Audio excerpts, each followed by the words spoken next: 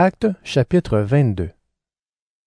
Frères et pères, écoutez ce que je vais dire maintenant pour me défendre. Quand ils entendent Paul parler dans leur langue, ils sont encore plus calmes. Paul continue. Je suis juif, je suis né à Tarse, en Cilicie, mais j'ai été élevé ici, à Jérusalem, et j'ai eu Gamaliel comme maître. Il m'a enseigné de façon très exacte la loi de nos ancêtres. J'étais plein d'ardeur pour Dieu, comme vous tous aujourd'hui. J'ai fait souffrir jusqu'à la mort ceux qui suivaient le chemin de Jésus. J'ai fait arrêter et jeter en prison des hommes et des femmes. Le grand prêtre et tout le conseil des anciens peuvent dire que c'est vrai. En effet, ils m'ont donné des lettres d'autorisation pour les frères juifs de Damas. Alors, je suis parti pour arrêter les chrétiens qui étaient là-bas, pour les emmener à Jérusalem et les faire punir. J'étais en route et j'approchais de Damas. Tout à coup, vers midi, une grande lumière venant du ciel a brillé autour de moi. Je suis tombé par terre et j'ai entendu une voix qui me disait « Saul, Saul, pourquoi est-ce que tu me fais souffrir ?» J'ai demandé « Seigneur, qui es-tu » La voix m'a répondu « Je suis Jésus de Nazareth, c'est moi que tu fais souffrir. » Ceux qui étaient avec moi voyaient la lumière, mais ils n'entendaient pas celui qui me parlait. J'ai demandé « Seigneur, qu'est-ce que je dois faire ?» Le Seigneur m'a répondu « Relève-toi, va à Damas, et là, on te dira tout ce que tu dois faire. » J'étais devenu aveugle à cause de cette lumière si brillante. Alors ceux qui m'accompagnaient m'ont pris par la main, et ils m'ont conduit à Damas. Là, il y avait un homme appelé Ananias. Il était fidèle à Dieu et à la loi de Moïse. Tous les Juifs qui habitent Damas disaient du bien de lui. Ananias est venu me trouver et il m'a dit, « Saul, mon frère, retrouve la vue. » Et au même moment, j'ai vu Ananias clairement. Il m'a dit aussi, « Le Dieu de nos ancêtres t'a choisi d'avance pour que tu connaisses ce qui lui plaît. Il t'a choisi pour que tu voies Jésus, le juste, et que tu entendes sa voix.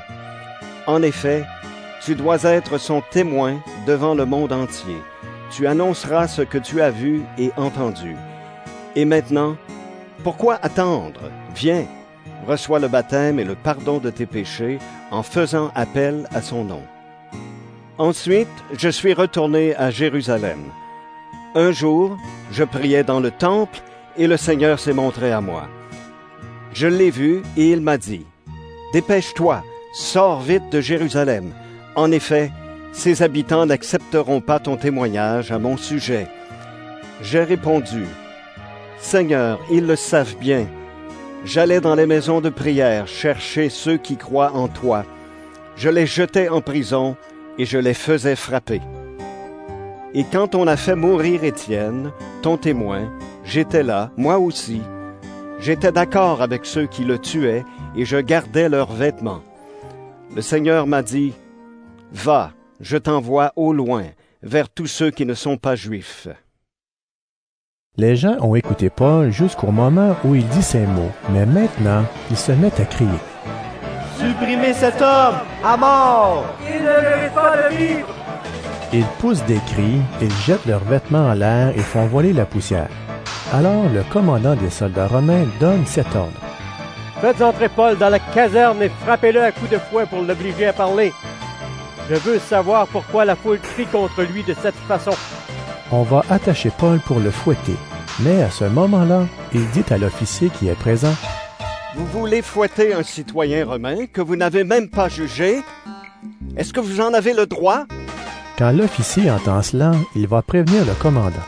« Qu'est-ce que tu allais faire? Cet homme est citoyen romain. » Alors le commandant vient trouver Paul et lui demande. « Dis-moi, est-ce que tu es citoyen romain? » Paul répond. « Oui. » Le commandant lui dit. « Moi, j'ai dû acheter très cher le droit de devenir citoyen romain. » Paul répond. « Et moi, je le suis depuis ma naissance. » Ceux qui voulaient frapper Paul pour l'obliger à parler le laissent aussitôt. Quand le commandant se rend compte qu'il a fait attacher un citoyen romain avec des chaînes, il a peur. Le commandant veut savoir de façon sûre pourquoi des chefs juifs accusent Paul. Donc, le jour suivant, il donne l'ordre aux chefs des prêtres et à tout le tribunal religieux de se réunir. Il libère Paul de ses chaînes, il le fait amener et le place devant eux.